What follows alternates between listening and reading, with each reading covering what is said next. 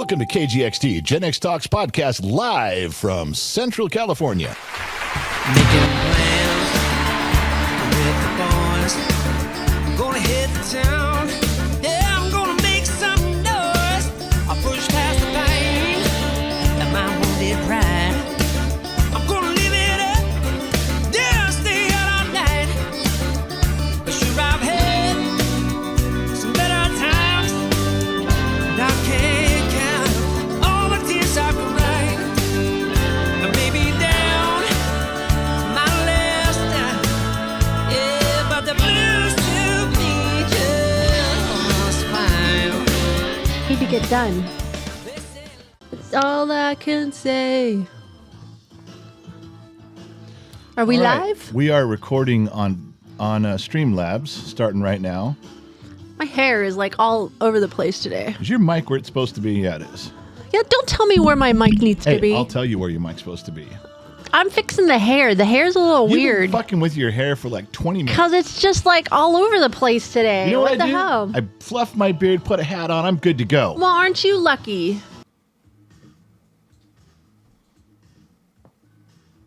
We have no idea if anybody can hear us. All right, we should do the intro first. Yeah, why don't you start there? That's a good place to start. Good place to start. Welcome to the Gen X Talks podcast, broadcasting from the KGXT studios, 200 feet below occupied California. Live and unedited. Live, unedited, unscripted, and unfiltered. You have no idea What's what gonna my wife is going to say or do. You just What can't- about you? Oh, I stay pretty constant.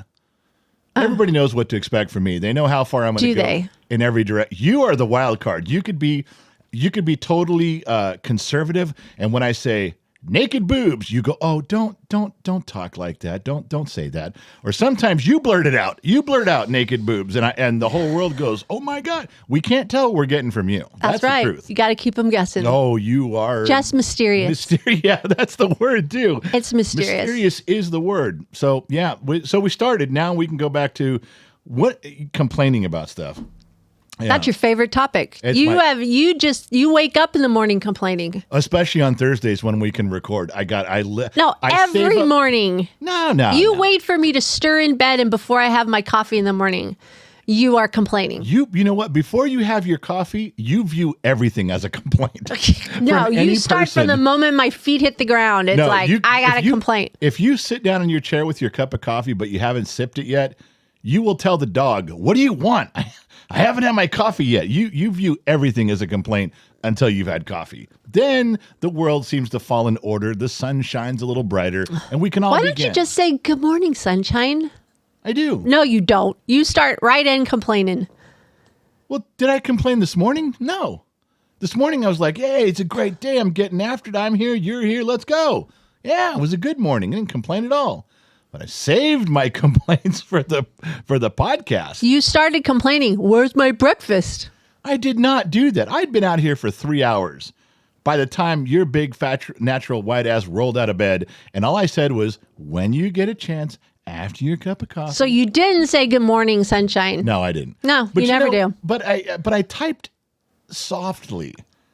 I texted you gently. Isn't this the relationship we have? We now text each other. Oh, I'm not going to walk in the house and yeah. That's rude. Well, when you're sitting there with your coffee yelling at the dog, I'm much safer out here. Yeah. That's the way I view it anyway. So demanding. But I am disappointed in Josh Maddox, the station manager.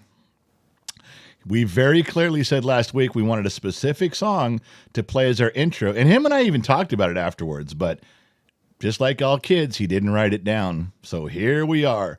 Although I'm not too upset about the songs that were leading into the intro. They were good. I'm not going there. I'm not touching that.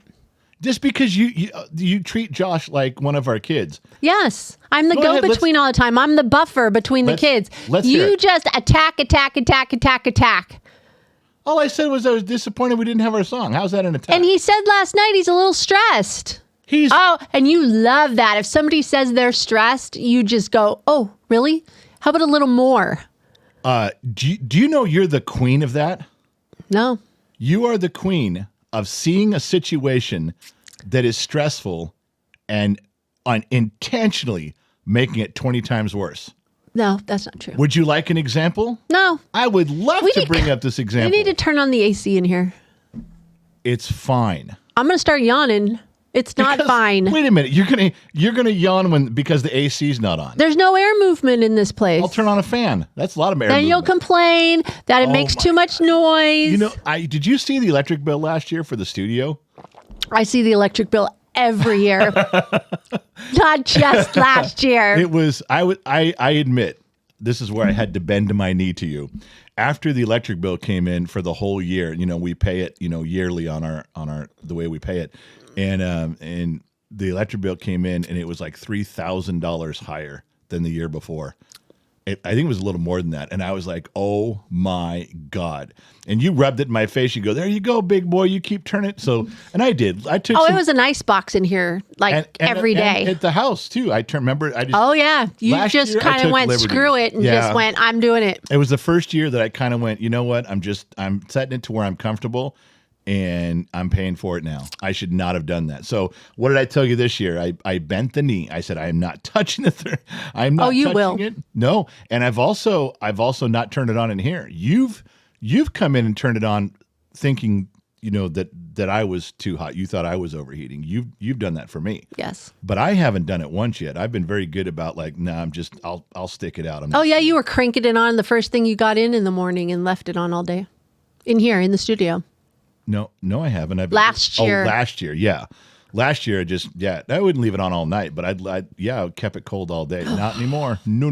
Yeah, we'll see how that year hasn't started yet. I don't care. The fiscal year has started, and my pocketbook knows. So, anyway, talking about you poking a situation. So, ladies and gentlemen of the jury, I submit some evidence to you to prove that my wife takes a situation and intentionally fucks with it, even though that's what she accuses me of doing. So, I don't know. I guess it was about a week ago.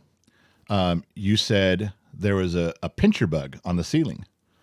And I'm like, and I couldn't see it. And you're like, it was in the nighttime, middle of the night. And you're like, okay. And what do they call them? It's a pincher bug or an earwig, right? Yes. And so I said, okay, so I turn on a couple lights. I grab my flashlight, and it's up there on the ceiling, and I can't reach it because it's a really tall ceiling in our bedroom. And I grabbed a little waste paper basket, and it got down low enough. I hit it with something, and this earwig, this pincher bug, fell, and I caught it in the trash can. I heard it hit. Now you put in our waste paper baskets, you put plastic bag, trash bags in there. You fold them over, and so that makes it easier to dump them. And I heard it hit the bag. I heard it hit the bag part. It just hit it. And I'm like, okay. So now I'm standing in the doorway between our bedroom and our bathroom, and the lights are on, and I put my flashlight down. And now I have to see where it hit this thing, because if it hit the part of the bag that's folded over the edge, it's going to fucking bite me. Yeah, it's in brown carpet too. Yeah, and that ain't happening. So he went on a total girl thing. He was like, checking everything, getting the willy-nillies. Well, because I grabbed this thing, I scooped it up, I was defending you and protecting you. I don't need your defense on that. On a bug. You called me to go get it. I couldn't reach it. Otherwise, I'd take care of it. So I got my back to you in the bedroom, and I'm holding this thing, and I'm in the doorway, and I'm trying to figure out, I'm trying to fold the plastic bag inward and make sure that it's not in the part I just don't want to get bit. Out of nowhere, you come up behind me and you poke me right in the ass. And I said, stop, because I was serious. I was serious. I said, stop. And I kept looking, and I'm looking, trying to make sure it didn't fall out. I'm looking at my feet where I'm standing, and I'm looking in the bag, and I'm trying to close it up. And you poked me again. And I went, stop it. Poking the bear. Because I'm serious. I'm doing something important here, and you got nothing to do but poke me? Well, the third time you poked me, I took my hand and I swiped it across the back of my ass fast. And I hit your hand away, and I go, stop. And I can't believe I'm even having this argument with you. Yeah, you're doing that. You're laughing behind me. Well, it's an earwig. It wasn't going to bite you. It was going to bite me. And you did it one more time. And I yelled at you, stop it, because I'm trying to do something. I'm telling you, I've never hit a woman in my life, but you getting behind me, if you'd have goosed me one more time with your thumb up my butt, I'm telling you, your forehead would have got the back of my elbow. Not really bad. I'd have tapped you. I'd have tapped you back. Punk, you're not listening. I was there. Ladies and gentlemen, I'm telling you right now, would that have been just cause to give a little love tap on the forehead to say, get the fuck back, stop poking me in the butt when I'm trying to solve a problem here, man. I'm doing my job as the guy that you got me up to do, and then you come up in for no reason. You didn't even want in the bathroom. You got up just for the purpose. Oh, just to piss you off. You did. Because you do it to me all day long. Oh, come on. I give you, when I touch you, it's public displays of affection. Is it now? Oh, yeah. Is that what we call it? That's what I'm calling my little poke in your butt. Public display of affection. Okay. First of all, that's not affection when I'm in the middle of a situation. Or a titty twister. You know what? If I was wrestling an alligator, you'd still do it. You'd walk up and try to find a moment when I'm wrestling an alligator, you'd poke me as I'm doing it. Yeah, I would. What do you...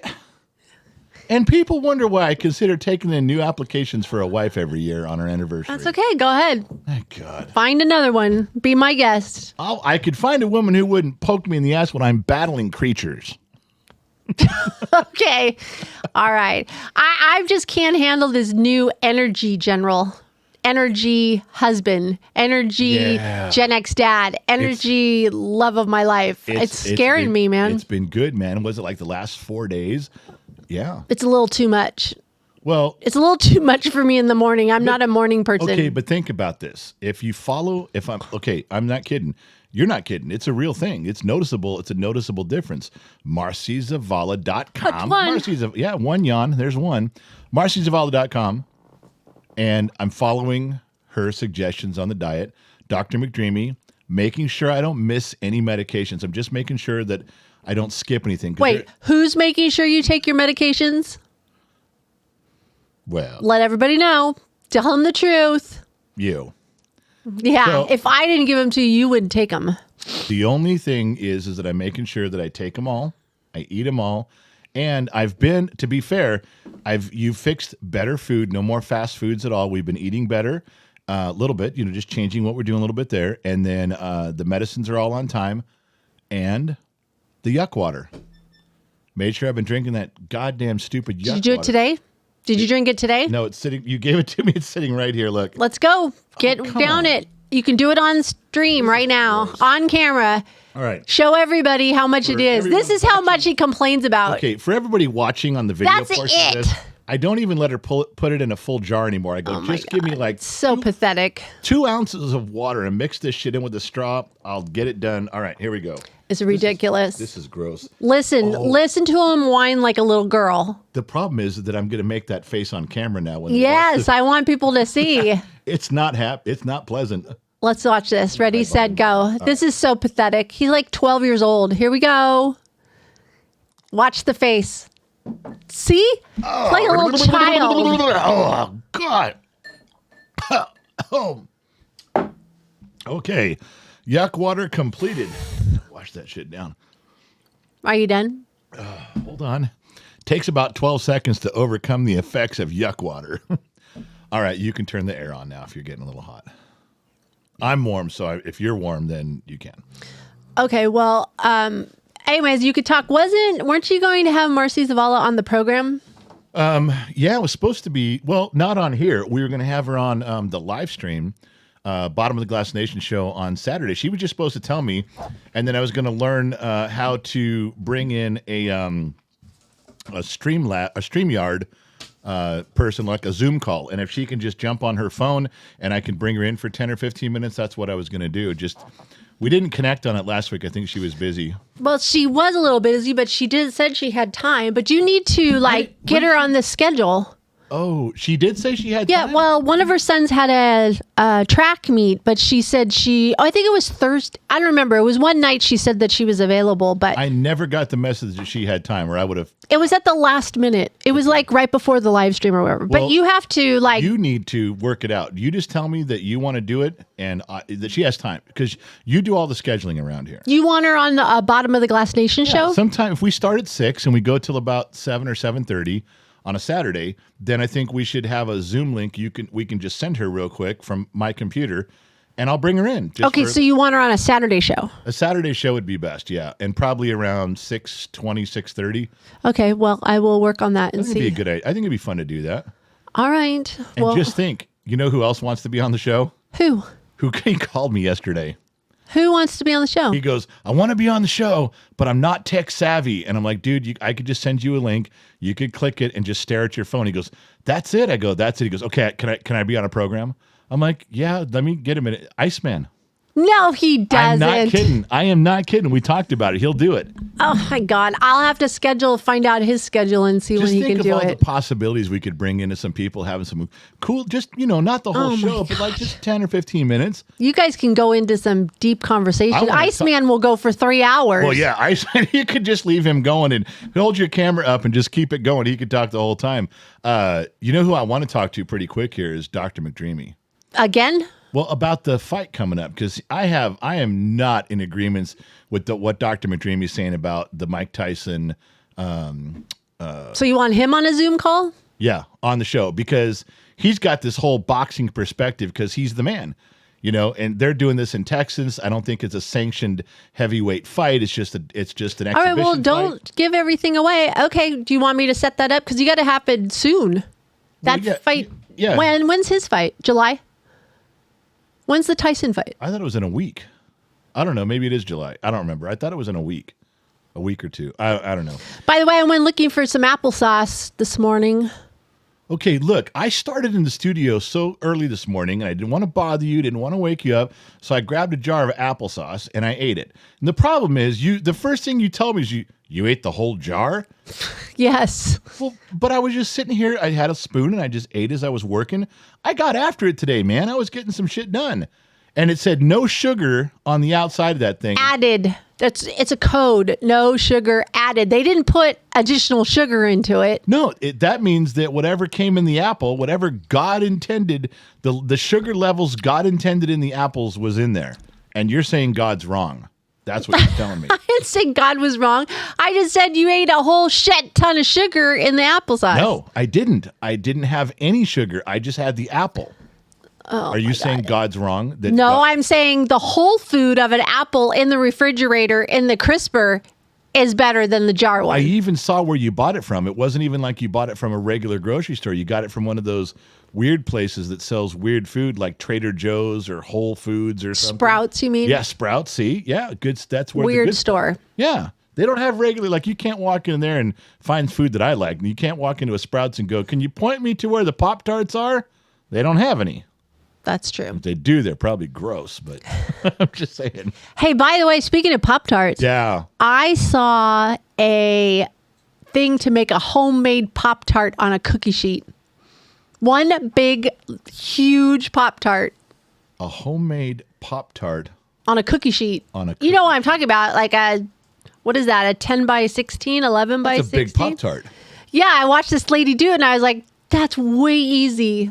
Way easy. Well, what are we doing, man? We should be doing this kind of stuff. No, because you can't have it. I can't even have one if you make it. Couldn't you make one that was McDreamy and MarcyZavala.com friendly? No. All right. Well, I would say that's the way I would do it. Anyway, so just if you make one, if you make one, I have to sample it as your husband. I'm not going to make it. I'll make it for a special occasion. Yeah, special occasion is breakfast. I should surprise the kids with it this weekend. Yeah, you should. All right. Do you have a daughter update? We did a big daughter update last time, so I'm not going to go in. I'm not going to waste like 30 minutes, but you're not going to believe what happened today. What happened? So thank you so much for asking. So this morning, while you were fast asleep, I was standing guard over you, which is what I do all night. In the studio? No, I was in our room, and it was like 4:00 in the morning, and I was up. And I was I think I was even up and Mrs. 4 wasn't up. I had no one to talk to at 4 in the morning. Aw, you're not supposed to be up at 4 a.m. I know, but my brain was just going, man. Dr. McDreamy and Marcy's got me on this thing, man. I'm just going. So my alarm goes off on my phone that there's someone in the front yard. Now, remember, our daughter still lives here. Her boyfriend rides his motorcycle over here, parks it on the side of the house, gets in the car with her, and they both drive out to where they work at the base of the Grapevine, pretty far away. Yeah. That makes sense, especially since I found out his motorcycle is 1 year out of registration. Yeah, and have you looked on the tires on that thing? They're bald. Are you serious? They're totally bald on it. I've seen him I hope he doesn't ride that in the rain. Which he does, because it's only vehicle. He has no car, no truck.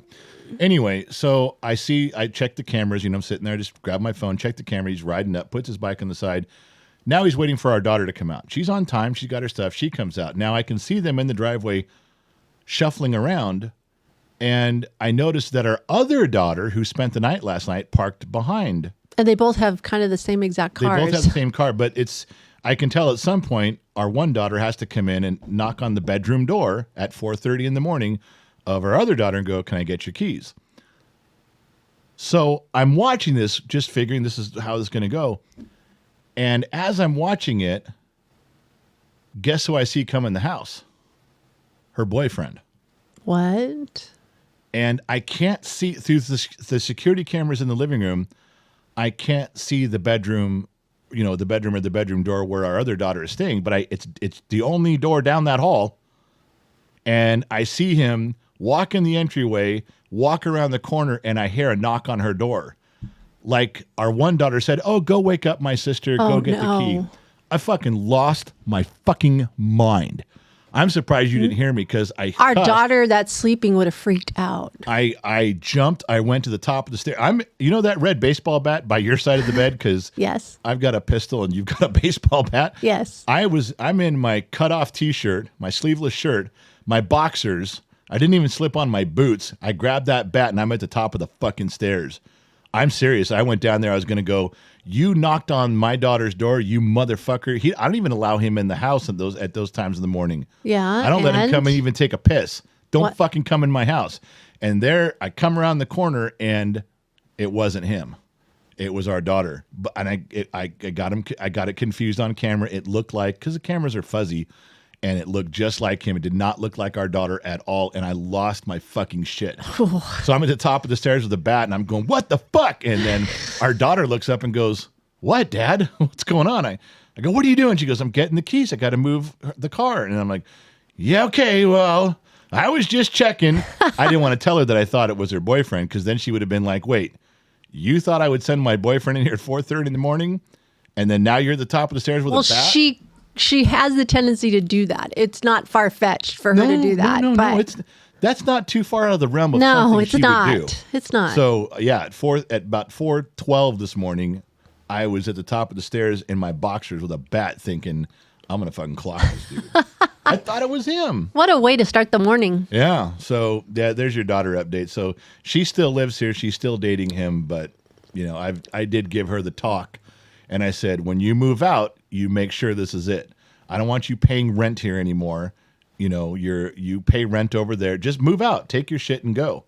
You got to make a decision. This 1 foot in the door, 1 foot out. If he's not the guy, tell him. Yeah. And exactly. stay here. If he is the guy, move all of your shit into his apartment and go. And we have to tell you guys, she's turning 25 years old. This isn't like she's 18 or 17 or 18. She's 25, going to be 25. So she said she was cleaning her room. I swear we have to teach her like a teenager to keep her room clean. But did you see the bag that was outside her door? No. She had a large black yard trash bag outside her door full of trash. That wouldn't even cut it. With all the stuff that was in there, that wouldn't cut it. That makes me know where your earwigs are coming from. Ah. She's got so much shit in there. Open containers. I don't even want, we're not going to go there. Well, we'll see how it goes, but she should have cleaned. You know what she told me last night? I told her 4 days ago, I go, the entire family's coming over this weekend, clean your room. So she waits till the last day because people are arriving today. Yes, they are. So she waits till the last day, and I go, clean the fucking room. What are you doing? She goes, I'll do it today. I said, you better get it done. So now she cleans up the room. She's supposed to do the dishes, so you don't have to. That's her one chore. She's supposed to do the dishes, and she didn't. And when I go, why is Mom down there doing the dishes? She goes, because you told me to clean my room. Oh, that's a teenager move. I said, I told you to clean your room 5 days ago.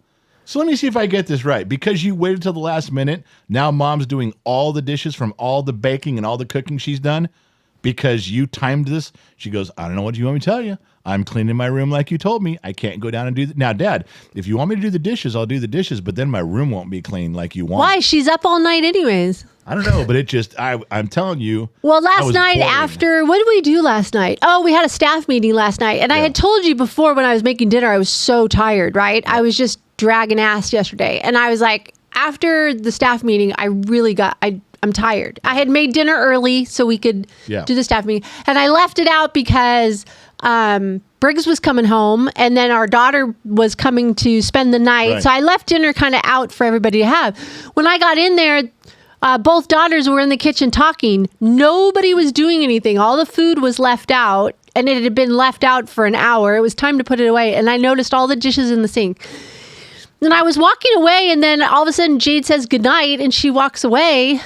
And I was like, oh my goodness. Like, I have to do this. I got to put all this stuff away. She just walked right through there, knowing all of it needs to get done and it's her job. So one chore she's got, and then she just tells you, see you later. So our daughter's just talking to me. The one that came to spend the night was just talking to me and telling me about her day and stuff like that. And I'm doing dishes and I'm so tired. Like, it was a lot. I had to put everything away. I was just like, what the hell? I want to be able to just go, I'm tired. I'm just going to go lay down. But well, welcome to what the world is with our kids, even though they're grown up and we thought we were done with them. I know.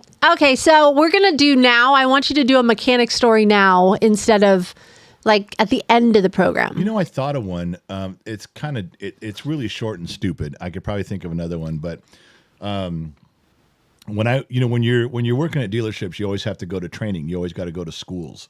I told you guys about the one where we had that. They flew me to Phoenix in that 7-hour job. Did I tell you about that one where we had to do that 7-hour job? And yes. And I didn't want to do it. Yes. So I cheated. Yes. And they didn't figure it out till I was already on the plane and leaving. Yes, you told us. Well, so they would introduce this one hotshot guy. We were down there for it was Mazda. You were in Phoenix again? I was in Phoenix again, and they flew us out of Vegas to Phoenix, and they introduced this hotshot teacher, and I was in my early, like Top Gun.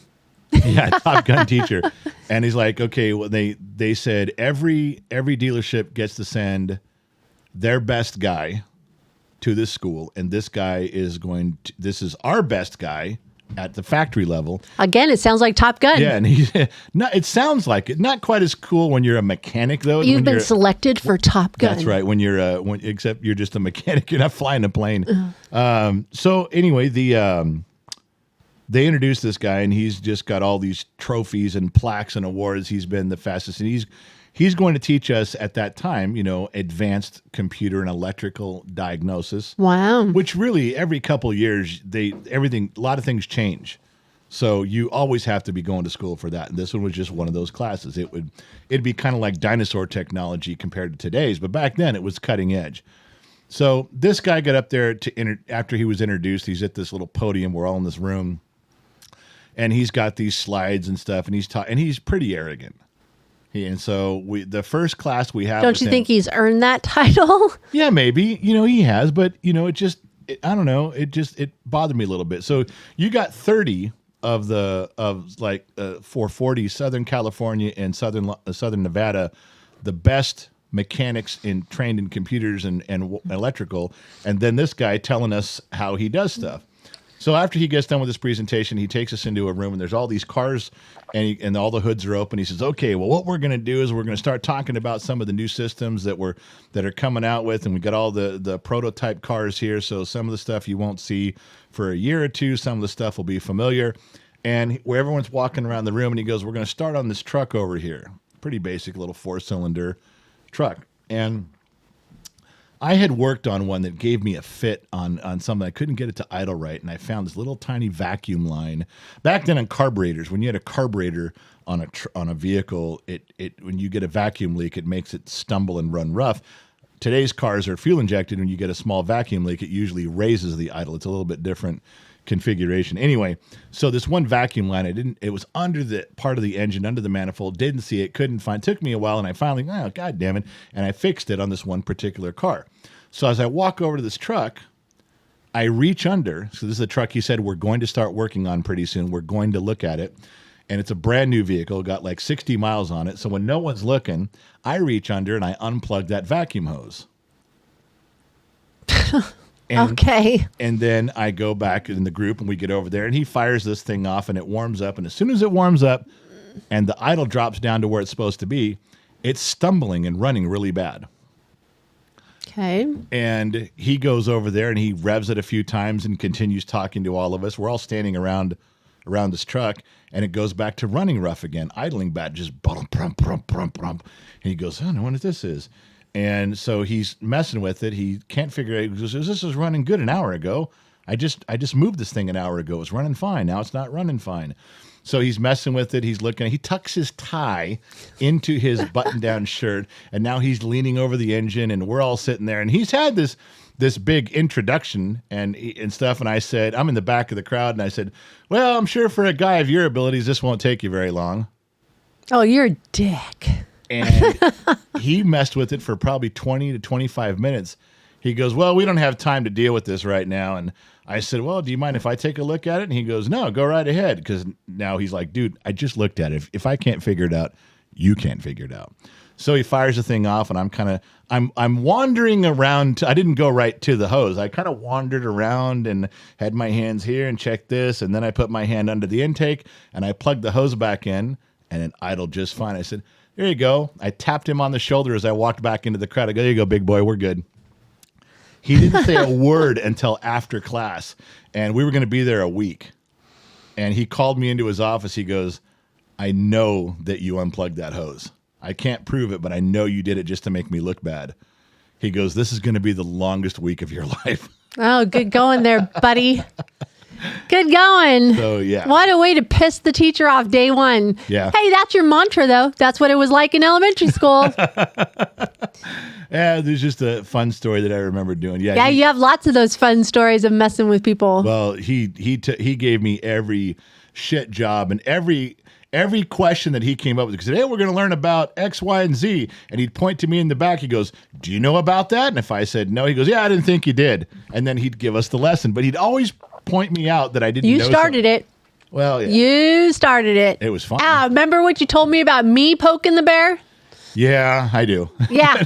Now it's just coming back to haunt you. I don't like it when it's me getting. Of course not. How convenient. So that was one of my dealership when they flew us out for training stories. And so are we still moving next year? Yeah. And we are. We're going. We're gonna pick a place and move. Now you know what? Now you don't want to move? I just love my house and my everything. Well, I know, but it's time. I mean, we have a big house and a big yard that's hard to keep up. And I know. We don't have kids around anymore. I know. It's time to move. I don't know. I have days were all where about it. 6 months ago, you were all about moving. I know. Have you decided where? I've narrowed it down to 3 places. Oh, we have 3? Yeah. If you know where Clovis is, and you go from Clovis towards Yosemite. Yes. There's rolling hills. I think it's called Oakhurst. It's out there. Before it gets into the to the Sierra Nevadas, there's some low-lying areas that have acreage out there. I kind of think that might be out of our price range, but I'd like to go look. The other one is I'm thinking south of Reno. There's some high desert areas that get snow in summers, and they've got seasons outside of Reno. And then my last place I want to look is outside of Vegas. I don't really want to live there again, but there were some places that had a little bit of property that you could kind of get out if there's places outside of Vegas. My thought is this. I want to be near a town, a big town, where I can go do stuff. I can drive into town, and then when I go home, I can drive away. Also has to have a big airport so that you can go visit the grandkids and kids, and they can come visit us with a big airport, not like, 13 different layovers to get to a tiny airport. Yeah. I don't want to be so remote they can't get to us. I'm not trying to move us to Gilligan's Island. Yeah, I understand. So those are my initial thoughts. I want to go start looking around at those 3 places. All right. I just have mixed feeling. I mean, I love my house and my property, and we've made it our own, and it's wonderful. It's safe. It's comfortable. It's home, right? And I think the other flip side is I'm looking forward to having a new house and new things and decorating, and then like if we have to do the backyard and starting over and doing what we I'm want. Okay with that. I just don't want to be 65 and doing it again. But then I think there's lots of people that are in New York that retire at 65 and move to Florida. Yeah. So I'm like, okay. The only thing I'm really worried about, I'm worried about the cold on you. That's one. Because the cold gets to you. I know you say, well, I'll just stay indoors. Yeah, you never do. Especially you. You wouldn't. And you get cold, and sometimes it really hurts you. Like, it hurts you more than it hurts me. The cold on your joints and stuff. So I got to take that in consideration. And Reno would definitely be cold. But the other thing is I don't want to move, and 6 months after we move, have you come to me and go, I don't like it, I want to go back. Yeah. Because once I sell the house, I know. We I'm can't worried go back. about you having buyer's remorse, and we're stuck with it. Yeah. I definitely, if I'm going to move, I don't think I want to be in California anymore. Well, we can. That's how I feel. We can go. That's fine. There's kind lots of done. places to live. But yes, we're still moving. It's time. It's time for me to move on. All right. Well, another thing, I don't know when this was or whatever, but really quick, I heard you and Briggs, I think you were in the garage or something, and talking about religion or proof of God or whatever. What was that all? Do you remember? I overheard it. I think I went out to the garage for something, and then He asked me if God. He asked me if God, I guess somebody brought this up in one of his classrooms at college. He said, does God still prove he exists? And Every I said, day. What do you mean? And he goes, well, like in the Bible, he did things. Jesus did things to show miracles right in front of people where they could see it. You know, he rose from the dead and walked around, and like 500 different people saw him in different places. right. He goes, so, it'd be much easier if he did stuff right now where we could see. And I said, well, He does. a lot of that is open to people's interpretation. In other words, if there's a miracle and someone gets cured of some disease, Christians will say, we prayed really hard, and that person was not supposed to get cured like you, and God healed that person. And, atheists or non-believers would just say, yeah, well, that's just luck. They got lucky and the cancer went away, or they got lucky and this, it happens, and they don't attribute it to God. So it's really difficult. So we talked about a lot of different things in the world that you would say, we could point out to different things and go, a lot of these events are very easily attributed to God did it. It's much harder to believe that it was an accident. It's much harder to believe that it was blind luck or things just go the way they. No, it's pretty much there's order to the universe. There's order to all of this, and it's much easier to believe that God did something like that, a miracle. And we talked about a bunch of those, but the funny thing, I said this is I'm gonna tell a story now, and this is what I told the kid. I said, I'll tell you a story that happened to me when I was younger, and you can attribute this either way. But there was a guy that came. We ended up. It was through our church. It was through Grace Community Church, and we ended up kind of at a seminar. It was an outdoor place. I think it was while we were at camp one year, and they said, anybody wants to go do this, we're going to go listen to this guy talk. And the topic was he was going to prove there's no God. Okay. He could prove it. And we're like, all right. I wanted to go. Even I think I was 13 or 14. I still wanted to go. So we went, and turns out, because all these other camps were there was like 300 kids, 300 Wow. Christian kids that showed up and said, I want to see what this guy has to say. That was really unique. I thought there was going to be like 9 people there, and it was an outdoor venue sitting. There was kind of the seats were kind of carved into this little hill. So you were sitting like an amphitheater. Like an amphitheater, right. So this guy, he brings like 80 bottles. They were green bottles. He takes a bottle out and smashes it over his head. Just breaks it into pieces. He goes, this is called sugar glass. It's what they use in movies. It's super fragile. It doesn't hurt. It can't cut you. And, he dropped one on the ground and it shattered. He put one on the ground and tipped it over. He just flicked the top of the bottle, and just from the bottle falling on its side, it broke into pieces. He goes, they're extremely fragile. You can't even if you set them down too hard, they break. So he set another one on the ground and knocked it over. Just tipped it over, and it broke. Like 3 or 4 of them. He goes, okay, does everybody see how fragile these are?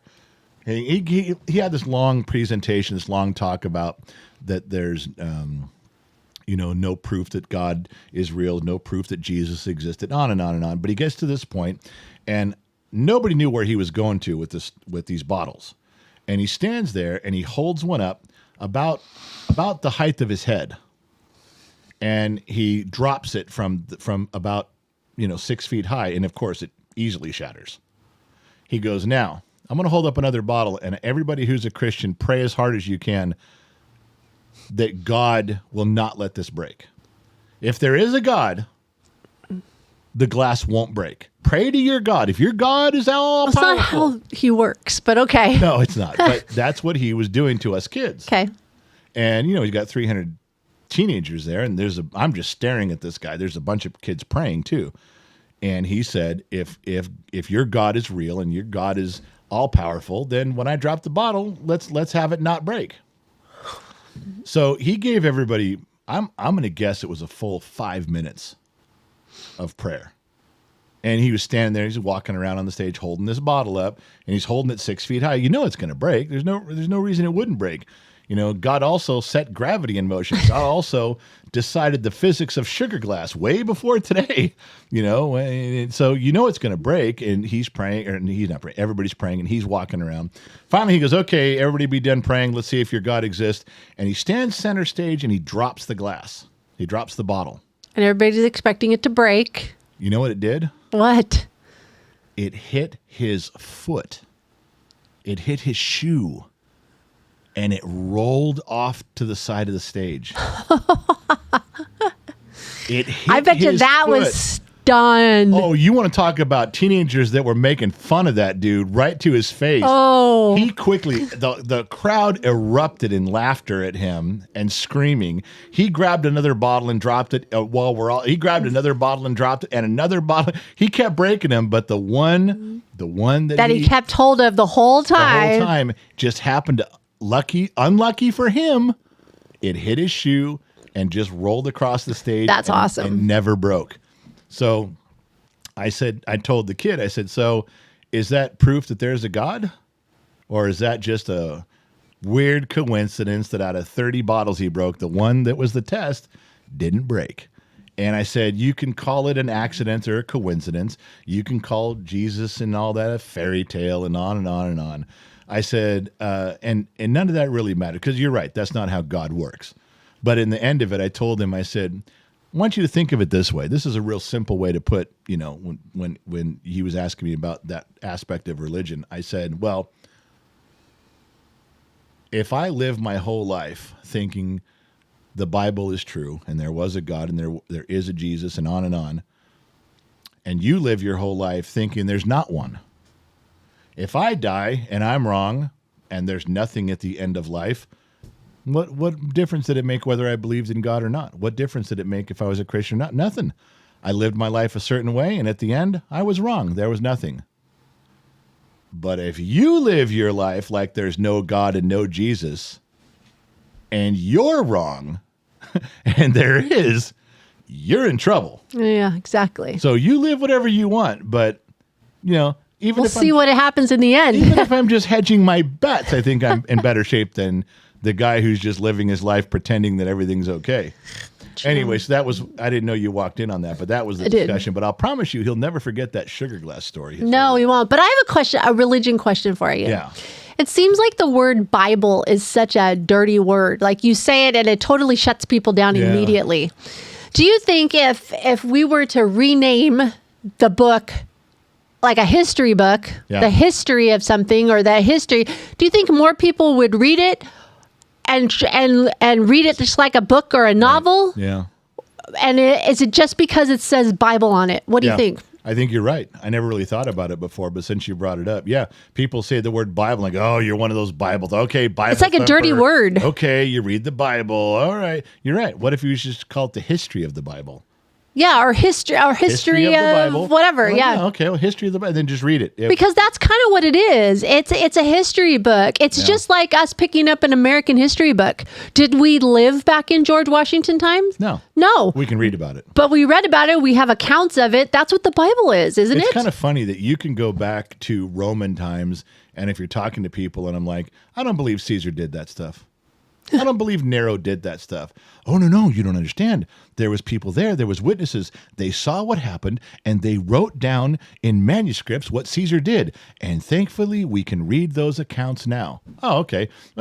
Funny you should bring that up, because we had the people see Jesus rise from the dead. They were there. They saw it, and they wrote it down too. Exactly. Oh yeah, we don't count those. He No. had 12 people walking around with him daily, writing down No, these miraculous things that happen that are unexplainable. No, like, no. I don't know, maybe. Those don't count.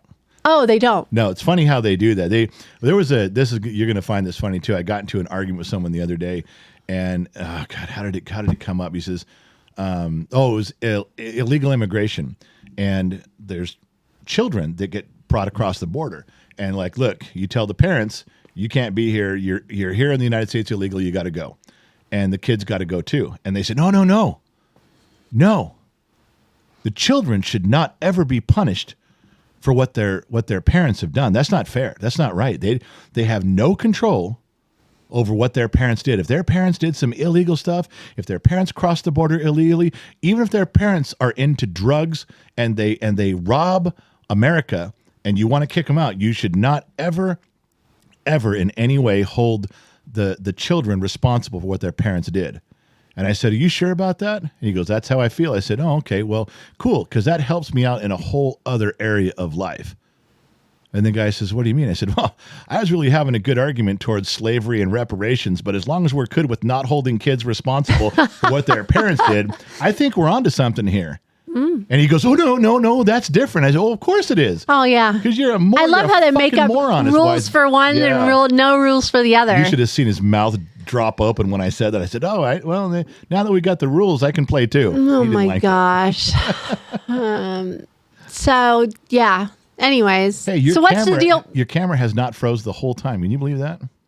That's amazing. And it seems like we're still on the air. This is working out, man. This is working out good. We finally figured it out. So we got one show out of it anyway. So what's the deal with your gorilla, alligator? Where are we now? Are we on a different animal? No. Oh, we don't have a different No. animal this week. I'm still on gorillas. I moved away from alligators. Two things.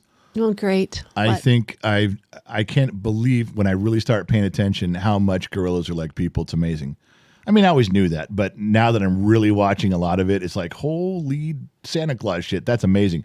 The other one is I think I could wrestle an alligator and come out like I could break even fighting an alligator. You throw me in a swamp, if I can get a hold of him, I got a shot. Especially if we're out on land, I got a really good shot. But I don't think I could fight even a medium-sized gorilla. In fact, Oh, hell no. I'm not sure if I could fight a full-grown chimpanzee. That's how strong they are. I don't think I'd have a The chance. chimpanzee would bitch slap you, okay? Okay, nobody's bitch slapping the general. A chimpanzee has those long arms. It would be like smack. It would just Well, smack I'm just you. saying that I have come to those conclusions. I don't think I could fight a monkey. Maybe a little bitty monkey, maybe a little one, but not if there was like three of them. No. But if And there's- you think you have a problem with me poking? yeah. Well, Could you see, imagine a monkey? why would a monkey poke me in the butt? Oh, just to piss you off. Poke you all over. Nah, It's quick. I don't. How would you know? I've seen him in the zoo. And there, you've seen monkeys poking in a zoo, and now you're a monkey. I'm an expert. Yeah. I'm an expert. All right. So I got up this morning. I'm a little peeved. Got up this morning Wait, is this before or after your coffee? went in the shower. See, And what do you think I found in the shower? I have no idea. Come on. What? Soap. Well, soap belongs in the shower, so we're good. And then there's you find water, some too? caveman drawings. Okay, I'm sorry. I was gonna go back and clean that up. You were not. You just lied like a. No, I just forgot. I was writing something. Look, this is important. Okay, I needed to go back. and Everything is important when it's that- in the shower. You know, that's where I draw. That's where I get my inspiration is drawing with soap on the shower, the glass, because that's where stuff comes to What mind. are we inventing this time? I want to make. I'm torn on this idea, but I'd like to make an aluminum can, like for beer or soda, that doesn't make any noise when you open it. How is that possible? I don't know. I'm working on that because if I crack open a Coke at 2 a.m. and you're asleep, your ass pops out of bed like you're Frankenstein that just found. Oh, yes. Yeah, you're like, what are you doing? What did you get into? What are you drinking? Give me some. And because it's so loud. At 2 a.m, it's loud. However, even if I could invent a can, and I got some ideas on this, that it's got to be durable and it's got to hold up under pressure, so you can't make it out of rubber or anything where it's quiet. I got some ideas on this, but The one drawback to it is sometimes when you, like, let's say you finish a long day of working and you plop down outside and you're in your lawn chair or your little rocking chair and you grab a drink and you reach over and you're just relaxing and you're going to enjoy that cold beverage. You want to hear that snap. You want to hear that can. You want to hear it. And you wouldn't, if I made my cans, you wouldn't get to. And that'd be like, that'd be not satisfying. No, it really would take something out of the experience. So you want night cans. I want wife cans. This one I opened the other day. I'm so surprised you didn't. It woke up the dogs and you didn't move. You were sound asleep, but it was so Thank God. loud. I knew in my heart Dr. McDreamy sat up 1,000 miles away in his bed going, you're not supposed to be drinking that. Exactly. Because it was that loud. It was that loud. So anyway, if I did put some time into it, I'm trying to think of a way to make it where they don't. It's not, you can't hear it. Night cans. I have one more beef to talk to you about. And you said I'm complaining all the time. All right, well, no, because I save them for the podcast, so I just let it all out right here. All right, go ahead. I'm ready. I have no idea what this fetish is about pillows. Pillows on our bed. You are the only man that I know that destroys pillows. Okay, you're like every other woman, and you've got 87 pillows on the bed. Yeah, they're for you. I have 2 pillows. Yeah, you do. How many do you have? 1, 2, 3, 4, 5, 6. Here we go. 8, 9, 11. He sleeps with 11 pillows. I do. 11 people. And 2 of them are body pillows. They're full-length body pillows. But the thing is that you destroy them. One, I don't know, you away. wrestle. Maybe you're wrestling your gorilla in your dreams or something.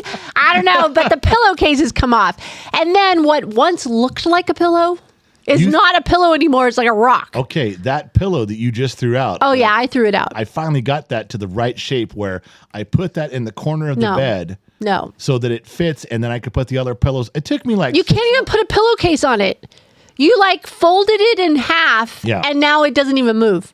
But it took 6 months of folding it to get it where I wanted it, and then you threw it out. No, use that appropriately. Then you went to the... Here's what was funny. Was it... You're yelling at me about this the other day. I didn't think you were going to bring it up again. And as you're yelling, you went to the closet, and you pulled out a brand new pillow, unwrapped it, and you put it in a pillowcase. I'm like, wait, do you just have a supply of pillows? Yes, I do. In the closet? Yes, I do. Just in case there's some sort of pillow emergency? They're for guests. Wow. I always have extra pillows just in case a guest wants an extra pillow. Blew my mind that you had a pillow still in the wrapping, ready to go. I was like, okay, that's weird. Impressive, isn't it? It was impressive, but okay, it's also a little weird, too. Yeah, well, I also have a husband that destroys them. That's not just... I was forming it to my comfort zone, and you threw it out. Yep, I did. It's gone. See you later. Adios. Whatever. All right, well, we promised everyone... I get to ask questions to you. You've been asking me questions You, already. not you. The you, not you questions. The you, not you thing. Yeah, that I did to you last week. Yeah, so now I'm returning the favor. Remember, I left out a lot of the sexual aspect ones, so, if you want... Well, thank God. That's a good thing. All right, so this, in case you guys don't remember, this game is called You, Not You, and she just asks me a question, and my only answer can be you. Or not you. So these are personal questions about my life. First time I ever shook someone's hand, I would go, not you. Because I shook someone's hand before I Yeah, did. your dad when you were born. Yeah, so the answer to that is not you. Go ahead, I'm ready. All right, first kiss. Not you. Best kiss. You see, you answered not me last week. I know. Best kiss? I know what I answered. You don't have to remind me. Best kiss. I'm gonna say you because I got one in mind. I'm gonna say you. Aw, good answer. Best date ever. Oh, for sure you. Oh, good answer. I mean, I already knew that one. Good answer. You might get lunch today. I might. Worst date ever. Not you. Whew. I mean, I wouldn't have to think about that. No, I've been on some dates that would rank up in the Guinness Book of World Record as worst dates ever. Smartest person you've dated. Not you. Not even close. Who'd you date? I don't have to tell you that. I just got to answer not you. I promise, as much as I love you and you're a smart woman, you are not the smartest chick I've ever gone out with. The girl your parents hated the most? Well, not you. You're the one they love the most. They'd adopt me in a Yeah. heartbeat. My mom even told me one time, if you ever get divorced, I'm siding with her. I go, what if it's her fault? She goes, I don't care. I know. I'm already in the whole family. I Yeah, love that you're one. in the will and I'm out. Exactly. Everything's going to be willed to me and you can borrow my money, okay? How's that? That's about right. Strongest person. Strongest. What does that mean, though? Strongest in what? When you ask for Physically? you're the one asking the question, because when it was a guy question, like when I asked you, who's the strongest man you've ever dated, I was thinking that was from physically, like a masculine man, strong guy. Well, I'm not the strongest. So, well, considering I've dated a boxing chick and a weightlifting chick, no, you probably weren't the strongest. Oh, God, physically. no. No. You hit about as hard as they do, though. I will say that. You've hit me pretty hard a couple times. It rang my bell. Oh, my goodness. All right. I'm done. I don't want to know anymore. All right, that's good. That's it. That's was all I easy. wanna know. I got off really easy. I got the good ones. I'll tell you one story that probably a car story real quick that you probably don't know, and this is going to be hard to describe. I know all your stories. Okay, so Bullshit and not. tell me about the welding story in like the mid '90s. When you welded the bolts out of it. Okay, you ruined the punchline. you ruined the whole fucking thing. Now what am I supposed to say? Tell the story. Okay. There's a common practice now for taking out iron threaded bolts out of an aluminum block, an aluminum head. Because Okay. if you weld a nut onto the end of it, it won't weld to the aluminum. You back it right out with a wrench. But like 30 years ago, nobody had done that yet. Nobody was doing that. And there was a job on Nissans. They were breaking Nissan, having exhaust bolt problems. The dealership was charging minimum of $1,100 to $2,000 to pull the engine out, extract these bolts, and put everything back together and set your engine back in. That's not an easy job, though, pulling an engine. Not on these. And I figured out a way to pull off the inner fender and take off the tire, pull off the fender, and I could see the broken bolts. And I gained access to them. I started spot welding, wire feed welding nuts on the heads and backing them off with a wrench. So I was getting, these dealership was taking 2 to 3 days to do these jobs and charging up to $2,000. I was getting them done in an afternoon and charging $600. Half the price. And I'm telling you, once word got out, and this was up in Central Oregon, once word got out, I had a line of these Nissans for days. And then gradually other people, I think other people might have been doing it too across the country. I mean, I can't be the only guy that figured it out, but it wasn't commonly known. Now everybody's doing it. It's on YouTube videos all the time. It's on TikTok 1-minute videos. But back then, nobody had even thought of it. Nobody even heard of it. And plus, when you hook up a welder to your engine, it fries your computer. The voltage going through there can damage the computer. So I had bought a trap for the battery, electronic trap, and it worked. And I was doing them all the time. So, yeah, I was one of the few guys in the very beginning doing that way back. I want to say this was 93 or 94, maybe 94, somewhere in there. Yeah, so there you go. I was ahead of my time at the time. It sounds like it. That's cool. So now you know that, which apparently you already did because you told the punchline before I got to the end of the story. So, Well, I don't know. I think our hour's up. how much time do you think we've been on here? I'm going to say it's 11. I'm going to go with, I think we started on time. So 60 minutes.